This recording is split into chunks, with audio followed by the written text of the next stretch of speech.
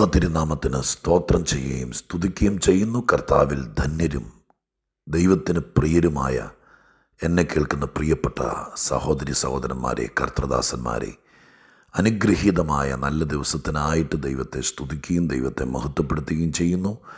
സന്തോഷത്തോടെ ഒരു പ്രാവശ്യം കൂടി ദൈവത്തിൻ്റെ വചനം നിങ്ങളുമായി പങ്കുവയ്ക്കാൻ കർത്താവ് ഒരുക്കുന്ന സുലഭ നിമിഷങ്ങൾക്കായിട്ട് ദൈവത്തെ വാഴ്ത്തുന്നു.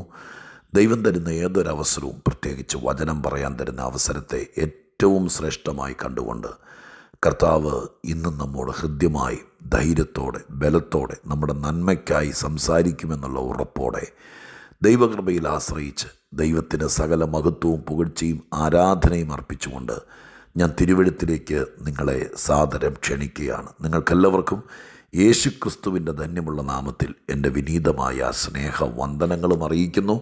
സന്തോഷത്തോടെ നമുക്ക് തിരുവചനത്തിലേക്ക് ശ്രദ്ധയെ തിരിക്കാം. വിലാപങ്ങളുടെ പുസ്തകം 3-ാം അധ്യായം 24-ാം വാക്യം ഞാൻ ചിന്തയ്ക്ക് ആധാരമായി വായിച്ചു കേൾപ്പിക്കാം. വിലാപങ്ങളുടെ പുസ്തകം 3-ാം അധ്യായം 24-ാം വാക്യം. യഹോവ എൻ്റെ ഓഹരി എന്ന് എൻ്റെ ഉള്ളം പറയുന്നു, അതുകൊണ്ട് ഞാൻ ദൈവത്തിൽ പ്രത്യാശ വയ്ക്കുന്നു. യഹോവ എൻ്റെ ഓഹരി എന്ന് എൻ്റെ ഉള്ളം പറയുന്നു, അതുകൊണ്ട് ഞാൻ ഈ ദൈവത്തിൽ പ്രത്യാശ വയ്ക്കുന്നു. വിലാപങ്ങളുടെ പുസ്തകം യിരെമ്യാവ് എഴുതിയതാണ്.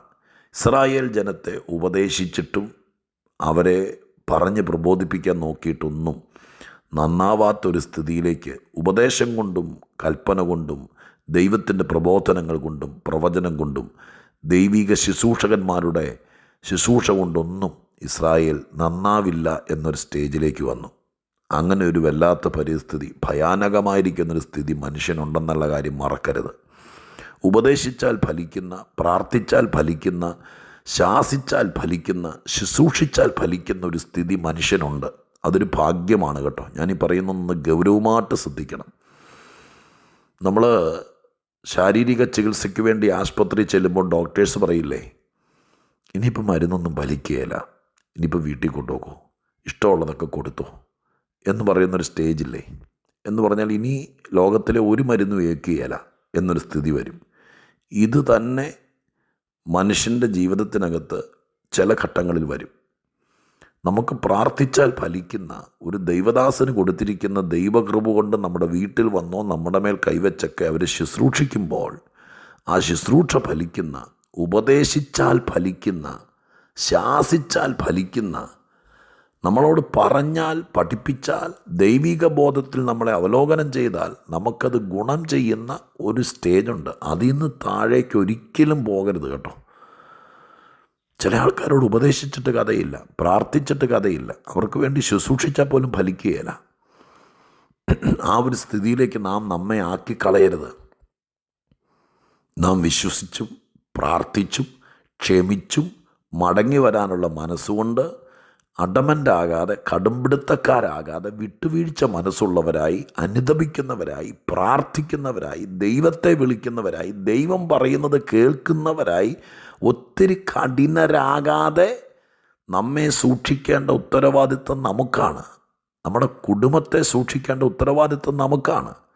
പ്രാർത്ഥിച്ചാൽ ഫലിക്കുന്നൊരു സ്ഥിതി നമുക്കുണ്ടെങ്കിൽ നമുക്ക് രക്ഷപ്പെടാം.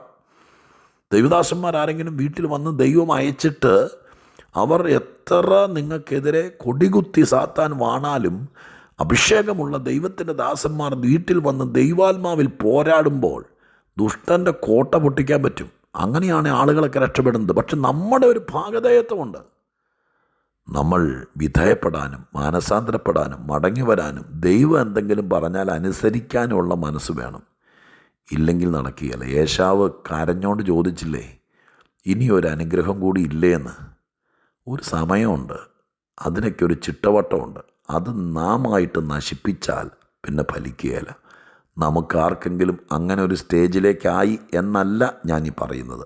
ആകരുതേ എന്ന് നിങ്ങളോട് നാളുകളായി വചനം കേൾക്കുന്നവരോട് വിനീതാഭ്യർത്ഥന നടത്തുകയാണ്. നമ്മുടെ കുടുംബത്തിന് ഗൃഹനാഥൻ എന്ന നിലയ്ക്ക്, കുടുംബം സൂക്ഷിപ്പുകാരൻ എന്ന നിലയ്ക്ക് നാം മനസ്സിലാക്കണം, പ്രാർത്ഥിക്കുന്നവരെന്ന് ചില സഭയെപ്പോലും ചിലപ്പോൾ വചനം പോലും വെളിപ്പെടുകയില്ല. അങ്ങനെ ആക്കി കളഞ്ഞു. അങ്ങനെ ആകരുത്. നന്നാകണം, നന്നാക്കിയെടുക്കണം. വിലാപങ്ങളുടെ പുസ്തകത്തിൻ്റെ പശ്ചാത്തലം ഈ സ്ഥിതിയാണ്. ഇസ്രായേൽ യിരെമ്യാ പ്രവചനത്തിൽ പ്രവചനങ്ങൾ കൊണ്ട് നന്നാകാതെ വന്നപ്പോൾ ശുശ്രൂഷ ചെയ്ത പ്രവാചകൻ മനസ്സ് തകർന്ന് വിലപിക്കുകയാണ്. ഇനി പ്രത്യാശയ്ക്ക് സാധ്യതയില്ല എന്നാണ് കൂടുതലും വാക്യങ്ങൾ. പക്ഷേ പ്രാർത്ഥിച്ചാൽ കേൾക്കുന്നില്ല, അങ്ങനെ ഒത്തിരി കാര്യങ്ങളുടെ മുകളിൽ എഴുതിയിട്ടുണ്ട്. 8-ാമത്തെ വാക്യം 3 ഞാൻ കൂകി നിലവിളിച്ചാലും ദൈവം എൻ്റെ പ്രാർത്ഥന തടുത്തു കളയുന്നു, വെട്ടുകല്ലുകൊണ്ട് എൻ്റെ വഴി അടച്ചു കളയുന്നു. അങ്ങനെ ഒത്തിരി കാര്യങ്ങൾ ഇവിടെ ഉത്തരം കിട്ടാതെ കിടക്കുകയാണ്. പക്ഷേ ഈ പ്രവാചകനായിരിക്കുന്ന യിരെമ്യാവിൻ്റെ ഒരു വാക്കാണേ, അതാണ് നമ്മൾ വായിച്ചത്. യഹോവ എൻ്റെ ഓഹരി എന്നെൻ്റെ ഉള്ളം പറയുന്നു, അതുകൊണ്ട് ഞാൻ അവനിൽ പ്രത്യാശ വയ്ക്കുന്നു. അതൊരു സാധ്യതയാണ്. സാധ്യതയില്ലാത്ത സമൂഹത്തിന് നടുവിൽ ഒരു സാധ്യതയുടെ വാക്കാണത്. എന്താണ്? എൻ്റെ ഉള്ളം പറയുന്നു. ഉള്ളം പറയും. ഉള്ളം എന്നത് മനസ്സിനെയാണ് ഉദ്ദേശിക്കുന്നത്. ഉള്ളം, ചിത്തം എന്നൊക്കെ വാക്ക് മനസ്സിൻ്റെ പര്യായ പദമാണ്. അപ്പം മനസ്സ് പറയും. ബുദ്ധി, മനസ്സ്, 2 തലങ്ങൾ നമുക്കുണ്ട്. ബുദ്ധി പറയുന്നതും മനസ്സ് പറയുന്നതും പലപ്പോഴും രണ്ടും രണ്ടായിരിക്കും. ബുദ്ധി, മനസ്സിനും ബുദ്ധിക്കൊക്കെ എവിടെ നിന്ന് ഇൻഫർമേഷൻ കിട്ടുന്നത്? ചുമ്മാ അങ്ങ് പറയല്ലോ. നമുക്ക് ഇങ്ങോട്ട് കിട്ടിയെങ്കിലല്ലേ അങ്ങോട്ട് പറയാൻ പറ്റുള്ളൂ. ഉള്ളിലുള്ളതല്ലേ പറയാൻ പറ്റുള്ളൂ. അപ്പോൾ എവിടെ നിന്നാണ് ഈ ബോധം അല്ലെങ്കിൽ ഈ പറയാനുള്ളത് കിട്ടുന്നത്? ബുദ്ധിക്ക് ഇൻഫർമേഷൻ കിട്ടുന്നതെല്ലാം നമ്മുടെ ചുറ്റുവട്ടത്ത് നിന്നാണ്. അറിവിൽ നിന്ന്, പഠനത്തിൽ നിന്ന്, നമ്മുടെ ഇന്നലത്തെ എക്സ്പീരിയൻസിൽ നിന്ന്, ചുറ്റുവട്ടത്ത് ഇന്നലകൾ നടന്നതിൽ നിന്ന്, വായനയിൽ നിന്ന്, മറ്റു പലരെയും കണ്ടതിൽ നിന്ന്, അടുത്ത വീട്ടിൽ സംഭവിച്ചതിൽ നിന്ന്, അങ്ങനെയൊക്കെയാണ് നമുക്ക് ബുദ്ധിക്ക് അറിവ് കിട്ടുന്നത്. എന്നാൽ മനസ്സ് അറിവ് സമ്പാദിക്കുന്നത് ഈ ചുറ്റുവട്ടത്തു നിന്ന് മാത്രമല്ല, അതിനൊരു ദൈവികതയുണ്ട്, ഒരു അമാനുഷിക മണ്ഡലം. അവിടെ നിന്ന് നമുക്ക് ലഭിക്കുന്ന, അതാണ് നമ്മുടെ ഉള്ളം. പലരും പറയില്ലേ, എന്തോ സംഭവിക്കാൻ പോകുന്ന പോലെ തോന്നുന്നു. 2 ദിവസമായിട്ട് തോന്നാൻ തുടങ്ങിയിട്ട് മനസ്സങ്ങ് അസ്വസ്ഥമാണ്. എവിടെ നിന്നാണത് കിട്ടിയത്? ആരോ പറഞ്ഞതല്ല, എവിടെയോ വായിച്ചതല്ല. പക്ഷെ നമുക്ക് അതൊക്കെ ദൈവത്തിൻ്റെ സൃഷ്ടിയുടെ മഹാകാരുണ്യമാട്ടോ, അപാരമാണ്. നമുക്ക് ഈ ഭൗമമണ്ഡലത്തിന് അപ്പുറത്തു നിന്ന് ഇൻഫർമേഷൻ കിട്ടിക്കൊണ്ടിരിക്കും. നമ്മൾ മനസ്സ് പറയും. അങ്ങനൊരു തലമുണ്ട്. ബുദ്ധിക്ക് ഈ ലോകത്തെക്കുറിച്ചറിയാം. ഈ ലോകത്തിൻ്റെ എക്സ്പീരിയൻസുകൾ ബുദ്ധിക്കറിയാം. ബുദ്ധി അത് സമ്പാദിച്ചു വയ്ക്കും. കേൾവികൾ, അറിവുകൾ, ഇതെല്ലാം. മനസ്സിന് നമ്മളെ അറിയാം, നമ്മെ അറിയാം, നമ്മുടെ ഉള്ളത്തിന്. അതുകൊണ്ടാണ് നമ്മുടെ ഉള്ളം 2 സൈഡിൽ ചെയ്യാം. നാം കള്ളനും വഞ്ചകനും ദൈവത്തിൻ്റെ ശിക്ഷയ്ക്ക് പാത്രീഭൂതനുമാകണം എന്നത് വേറെ ആരും പറയാതെ നാം ആ തരം പ്രവർത്തികൾ ചെയ്തിട്ടുണ്ടെങ്കിൽ നമ്മുടെ ഉള്ളത്തിന് അഥവാ മനസ്സിനറിയാം, നീ അടി കൊള്ളാൻ തക്കവണ്ണം ചിലത് ചെയ്തു വെച്ചിട്ടുണ്ട്. അപ്പം നമുക്ക് പേടി വരും. അപ്പം നമ്മൾ ഉള്ളുകൊണ്ട് ഭയപ്പെടും, എന്തോ സംഭവിക്കാൻ പോകും. അതുതന്നെ നേരെ മറിച്ച് നമ്മുടെ ഭാഗത്ത് പരമാർത്ഥതയുണ്ട്. നാം ദൈവത്തിൻ്റെ പൈതലാണ്. ദൈവം എന്നെ കൈവിടില്ല. ഞാൻ ഒത്തിരി കരഞ്ഞതാണ്. എനിക്കൊരു നന്മയുണ്ട്. എൻ്റെ ഹൃദയം വീഴ്ചയോ തെറ്റോ കുറ്റമോ ഒക്കെ സംഭവിക്കാം, പക്ഷെ ഞാനൊരു ചതിയനല്ല, വഞ്ചകനല്ല എന്നെക്കുറിച്ച് നന്നായിട്ട് അറിയാവുന്നത് എൻ്റെ മനസ്സിനാണ്, എൻ്റെ മനസാക്ഷിക്കാണ്. അതുകൊണ്ടാണ് എൻ്റെ മനസ്സ് പറയുന്നത്. എന്ത് പറയുന്നു? എൻ്റെ ദൈവം എൻ്റെ ഓഹരി. എൻ്റെ ഉള്ളം പറയുന്നു, ദൈവം എൻ്റെ ഓഹരി. ദൈവത്തിൻ്റെ എൻ്റെ നന്മയുണ്ട്, ദൈവം എന്നെ കടാക്ഷിക്കും. ഇതെൻ്റെ ഉള്ളം പറയുന്നു. എൻ്റെ പ്രിയപ്പെട്ടവരെ, ഞാനീ പറയുന്നത് ചില കടുകട്ടിയുള്ള സംഭവമാണോ? രാവിലെ വളരെ ലളിതമായിട്ട് എല്ലാവർക്കും മനസ്സിലാക്കാൻ വേണ്ടി പറയണമെന്നുള്ള ചിന്തയാണ് എൻ്റെ അകത്തുള്ളത്. പക്ഷെ ഞാൻ പറയുന്നത് ഈ യാഥാർത്ഥ്യങ്ങളെ ഇതിനേക്കാൾ വെള്ളം ചേർക്കാനോ ഡൈല്യൂട്ട് ചെയ്യാനോ പറ്റുകയില്ല. നമ്മുടെ ഉള്ളം എന്ത് പറയുന്നു? ഇപ്പോൾ അഭിമുഖീകരിക്കുന്ന പ്രശ്നങ്ങൾ, സാഹചര്യങ്ങളൊന്നും അനുകൂലമല്ല. വിലാപങ്ങളുടെ പുസ്തകത്തിൽ മുഴുവൻ വെട്ടുകല്ല് കൊണ്ട് അടച്ചു വെച്ചിരിക്കുന്ന പോലെ വഴി പോലും അടച്ചു വെച്ചിരിക്കുക. ഒരു സാധ്യതകളും എങ്ങും കാണുന്നില്ല. പ്രാർത്ഥിച്ചിട്ട് പോലും ഫലിക്കുന്നില്ല. പക്ഷേ എൻ്റെ ഉള്ളം പറയുന്നു, ഞാൻ നശിക്കില്ല, ഞാൻ വീഴില്ല, ഞാൻ തകർന്നു പോകില്ല, ഞാൻ നാണം കെട്ടു പോകില്ല, എൻ്റെ വസ്തുവും വീടും എല്ലാം കൂടി ജപ്തി ചെയ്ത് പോകില്ല, ഞാൻ വഴിയാധാരമാകില്ല, എൻ്റെ കുഞ്ഞുങ്ങൾ അനാഥരാകില്ല, എന്നെ ദൈവം കൈവിടില്ല. ഇതാരും പറഞ്ഞതല്ല, ആരുടെയോ കണ്ടിട്ട് പറഞ്ഞതല്ല, എൻ്റെ ഉള്ളം പറയുന്നു. പ്രിയരെ, നിങ്ങളുടെ ഉള്ളം സജീവമാണോ? നിങ്ങളുടെ മനസ്സ് നിങ്ങൾക്ക് ഇൻഫർമേഷൻ തരാറുണ്ടോ? നിങ്ങളുടെ മനസ്സെന്താ പറയുന്നത്? മോനെ, നിൻ്റെ ഭാഗത്ത് പോരായ്മയും വീഴ്ചയൊക്കെ വന്നു, പക്ഷെ ദൈവത്തിന് നിന്നെ മറക്കാൻ പറ്റില്ലടാ എന്നാണോ നിൻ്റെ ഉള്ളം നിന്നോട് പറയുന്നത്? നമ്മുടെ ഉള്ളം നമ്മളോട് സംസാരിക്കും. ഉള്ളം എന്തു പറയുന്നു അത് പ്രത്യാശിക്കുക. ബുദ്ധി പലപ്പോഴും നമ്മൾ ടെൻഷനിലാക്കും. നമുക്ക് ബുദ്ധി ഉള്ളത് കൊണ്ട് ആരോ പറഞ്ഞു നമുക്ക് ഈ ടെൻഷൻ മുഴുവൻ. ഒരു ബുദ്ധിയില്ലായിരുന്നെങ്കിൽ, നാളത്തെക്കുറിച്ച് ചിന്തിക്കാനുള്ള കഴിവില്ലായിരുന്നെങ്കിൽ നമുക്ക് ടെൻഷനില്ല. ബുദ്ധി നമുക്ക് പ്രഷർ തരും. ബുദ്ധി നമുക്ക് പലപ്പോഴും ഈ ലോകത്തിൽ നിന്ന് കിട്ടിയ അറിവനുസരിച്ച് ഭയം തരും. എന്നാൽ മനസ്സ് ദൈവമായിട്ടുള്ള ബന്ധത്തിൽ നമ്മെ നന്നായിട്ട് അറിയാവുന്നത് കൊണ്ട് നമ്മളോട് പറയും, നിൻ്റെ ദൈവം നിന്നെ സഹായിക്കും, ദൈവം നിൻ്റെ ഓഹരിയ, അവസാന നിമിഷത്തിൽ ദൈവം എന്തെങ്കിലും ചെയ്യും. ഇത് ആരെക്കൊണ്ടും നമ്മൾ പറയിപ്പിച്ചതല്ല.